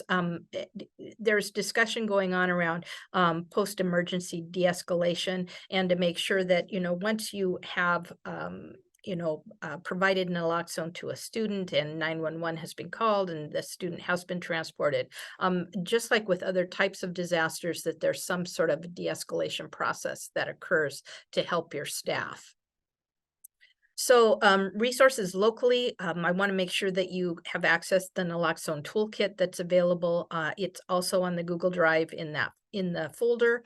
And so it has all of your tools, and your prescription for this school year is there, along with a lot of teaching tools and checklists and other training tools. So your toolkit is there, and then the partnering agencies who all are able to provide you with naloxone include Thriving Together, our accountable community of health, Grant County Health District, the Family Health Center office in OMAC that serves as the opioid treatment network, and School Nurse Corps. We all have doses for you and can all provide you with those, and those would be provided at no charge, along with any assistance you need with training. So please don't feel like you would ever need to go without that medication.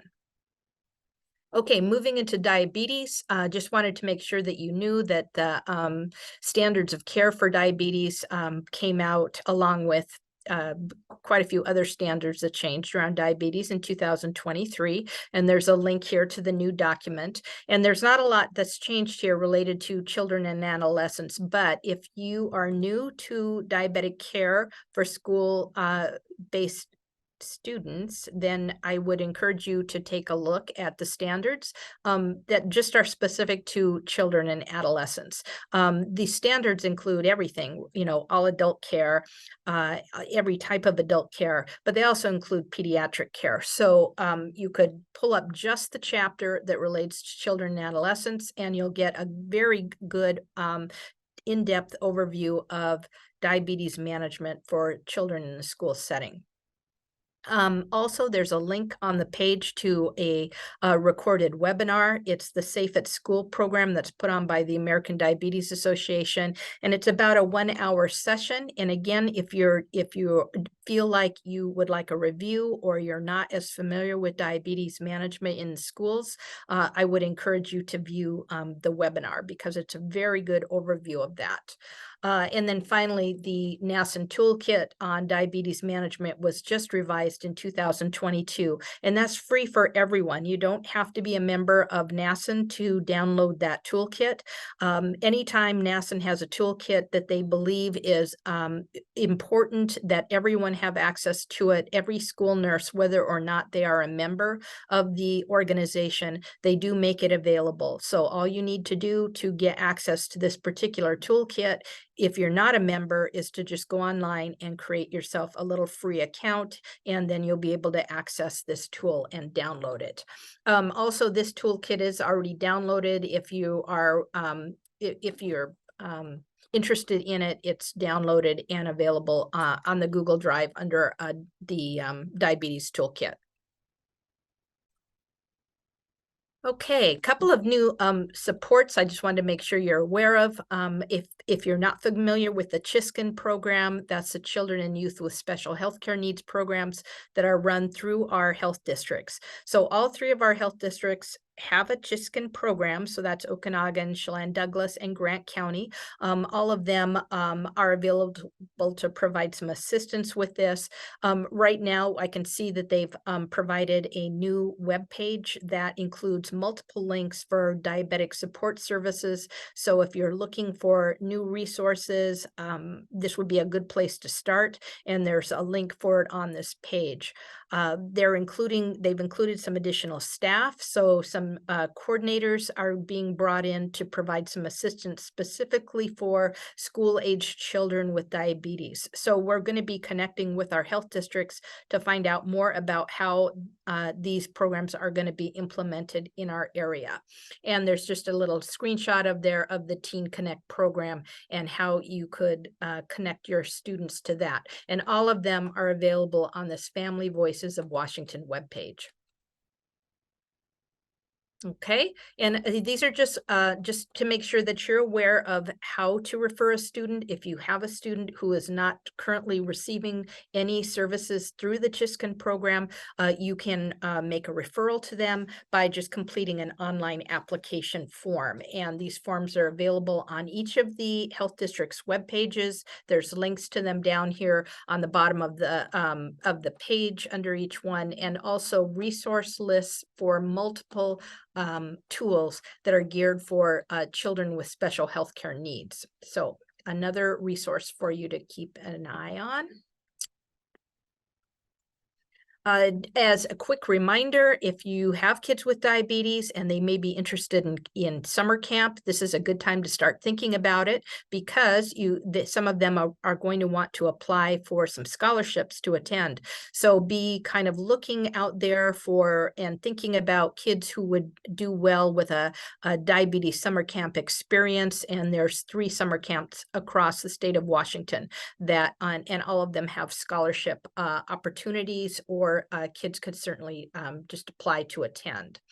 And the last thing I wanted to mention is the Washington DISH program. If you're not already a member of DISH, I would encourage you to register. DISH is our monthly educational program that covers diabetes in school health. And it's an excellent program. Every month is a different topic. Also, once you join, you can access all the last year's programs. All of them were recorded and are available in an archive. And so each one of them is about an individual topic around diabetes management. management for school aged children. And the next session is actually tomorrow. So tomorrow we're getting back into our monthly schedule of dish programs. So tomorrow afternoon is going to be the October dish. So you can click on the Dish in Washington site and get more information there about how to register for dish. And you can also find links for it on the school nurse calendar. Okay, just a quick update on our school focused virtual care project. We had 5 schools who participated in the project, and each of them has already gotten all of their equipment set up. They have all launched, and those are Wilson Creek, Arrondo, Manson, Waterville, and Soap Lake. So those were our 5 districts who have set out on this journey as part of this project. The main focus for this effort right now is really on behavioral health, which is mental health and substance use disorders. So the health partners have been identified, the equipment has been set up. Our goal was that schools were going to have a session by September 30th, and that goal was achieved. And so our students have been able to connect with their counselors and been able to hold a virtual session with them. So we're very excited about that. This project is just going to continue to grow as we keep moving forward. So some unique things about this, with this particular project, the schools own the equipment, which is nice because this is their program. We're providing them with tools and toolkits and helping them get set up with partners so that they have their healthcare provider, their behavioral health provider is part of this program, and we're making those connections for them so that they have the ability to pull in a virtual session. So the goal over time is going to be that we expand out to different types of services, including specialists. You know, wouldn't it be nice if the diabetic student could meet with their endocrinologist when the endocrinologist is in Seattle and the student is in Pateros? You know, those types of things. So we'll be looking at expanding, and more to come on that. But thinking, oh, I'm not sure why that webpage is even there, but we'll talk more about that. I wanted to just show you a little bit of data here, and thank you all for participating in this effort to collect data about the types of services that would be good to implement in a telehealth program. And so a lot of the school nurses, 38 of you responded to our request for information about your service needs or potential services via telehealth. And as you can see, behavioral health was top on the list as a need. And that was followed by asthma, social determinants of health, and diabetes, and then seizure disorders. So that feedback was really appreciated as we move forward with this project. The other thing that you provided input on was potential barriers to telehealth. And you can see space was a big issue, privacy was an issue, staffing the service was an issue, costs, and technology. Those were really the biggest concerns that were expressed at the time that we did this survey. And many of those were addressed as the project moved forward, and we started looking at all of these different needs and how they were going to be addressed. So thank you for those of you at your schools who participated in getting this project up and launched. And here's a picture. This is Soap Lake. So Soap Lake's, this is the beginning of getting their equipment set up in their room. So you can see they had a nice private room and a desk, and this is essentially about all the equipment that is needed to run the telehealth system. So thank you very much for your work on that.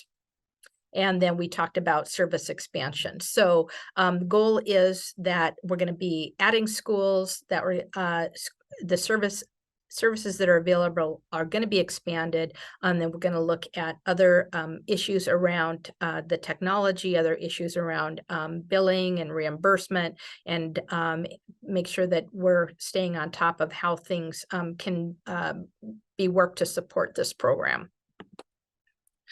Okay, a couple things on the legislative short session. If you're interested in OSPI strategic goals, there's a link here to them.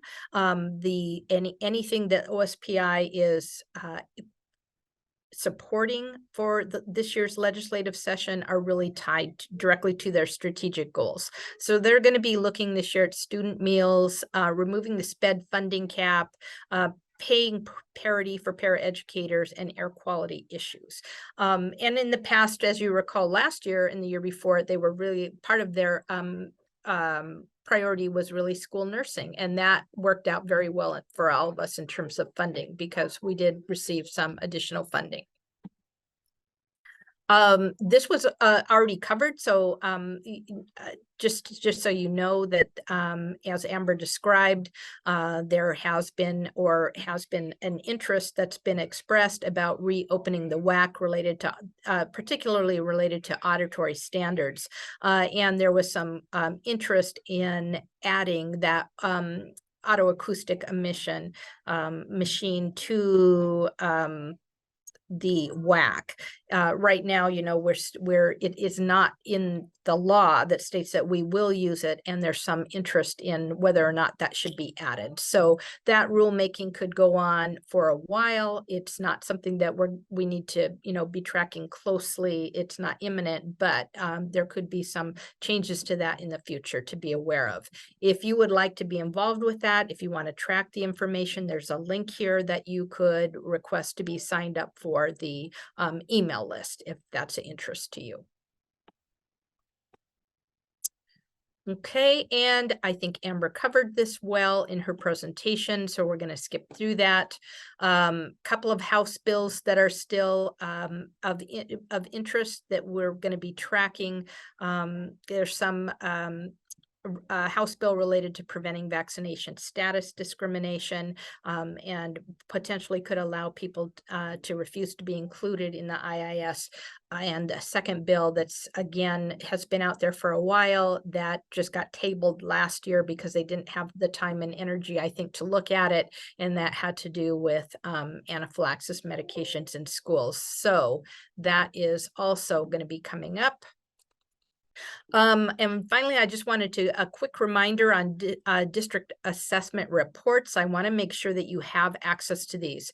If you are in Skyward and or Cumulative, whichever one you're using, if you don't see a link, or you should see a link for federal and state reporting, make sure that when you click on that link that you see that you have an assessment of district student health services at and that's available to you, because that's the report you should be running for your district assessment.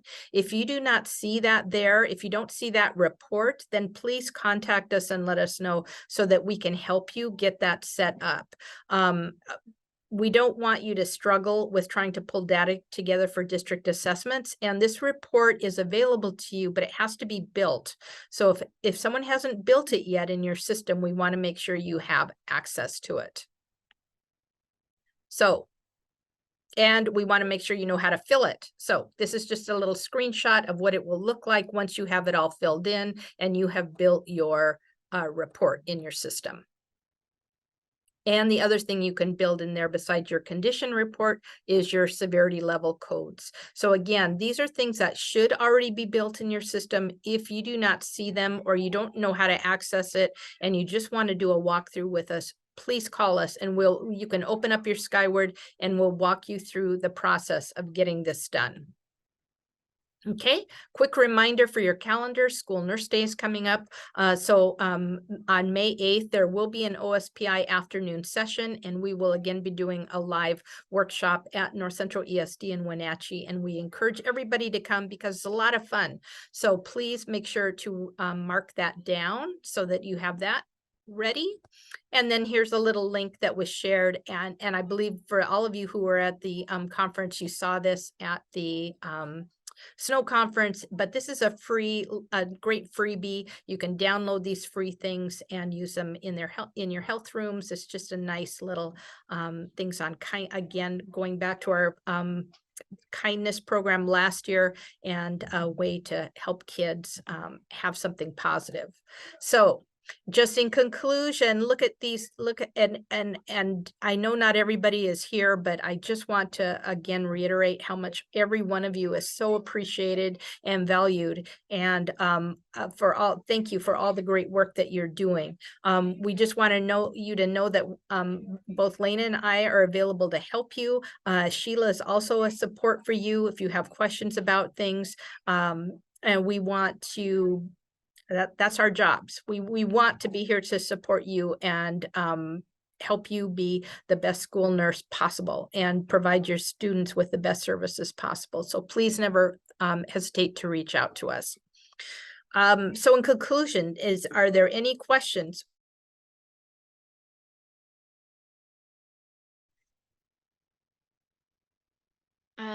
Kathy, if there are any questions, Kathy we can wanted to know if there certainly were any take those. questions. Her computer just died.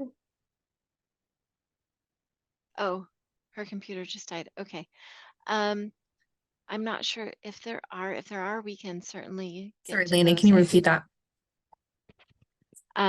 If there are, we can certainly get to those, but I did want to just let everybody know that Carrie Harris, the Snow Regional Representative, is on and does have something that she does want to share out really quick.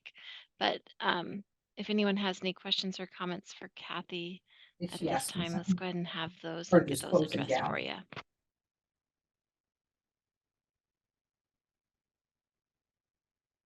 Okay, well, if you do think of anything, please feel free to reach out, email us, or give us a call, and we'll get those questions answered. Carrie, I know that we're bumping up against noon, and we want to be respectful for everybody's time, but you do have something important you want to share, so. I'll make it really quick. So I am the Area 9 rep for Snow. And I did something at the conference this week. I kind of volunteered us in Area 9 to host the spring conference. So that being said, I'm gonna need help. I can't do all this by myself. So I'm looking for volunteers who are willing to help out with setting up the conference, the things that we would be looking at doing. Since it is a virtual, we don't have to worry about a location, but we would need to look at ideas for speakers and contacting speakers to see if they would be willing to work with us. Possibly putting together some door prizes from our local area, however we want to work that. We will have a budget. I don't know what that is yet. Helping with the agenda and possibly helping as an MC. So those are some of the things that we would be looking at doing. If you are interested in helping me out with that, please let me know. Send me an email. My email is charris@qsd.wednet.edu. I won't give you my personal email because it takes a long time to rattle it off. But you can just send me a quick email. Let me know if you're interested in helping out. Please, please, please help me out. And we'll make it a blast. Carrie, can you repeat that? I'm going to put it in the chat here really quick. My email? Yeah, charris@qsd.wednet.edu. I suppose I could actually type my emails in there, can I? That makes it a little easier. I gotcha. I got your Okay. back. You're Yep. okay. So we get to host a virtual conference, which is a huge I don't want to say relief because hosting a conference is not a relief, but it's we not don't as have to do extensive it. as an in-person. It's not as extensive as in person. So if you have any ideas or want to take part, please jump at the opportunity. Carrie's email address is in the chat. So we figured we would get started talking about this now. So that way we can put together a quality conference and showcase our nurses in this area. So, Lene, this is Sheila. Oh, go ahead. Sorry, Carrie. Go ahead. I was just say, if you can think of any themes, right now I'm kind of stuck on keep moving forward or just keep swimming. So if you guys can think of any other type of themes to use for this, our last few themes have dealt with growth. So I just kind of want to keep that moving along. So I'm open to any suggestions. sounds good. Sheila, did I'm you done. have something really quick? Yeah, there was a question in the chat from Donna. Oh, there was. I'm so Can sorry, you please Donna. You're verify that right. Narcan training annually is mandatory? That's what she wanted to know. It's a good question. I don't know. It is an excellent question. I am so sorry, Donna. That's okay. Where is, I know Kathy's email is, or not email, I'm sorry, her computer is frozen. I think she's sitting with Sarah though. She Kathy is said sitting- yes, it is a mandatory yearly, even for Narcan. Okay. Thanks for being our liaison, Sarah. Yeah, no problem. Awesome. All right, is there anybody else that has any questions or comments? All right, well, you know how to get a hold of us, so please don't hesitate to do so. All right. Thank you, everyone, and we'll see you next month. Bye. Bye-bye.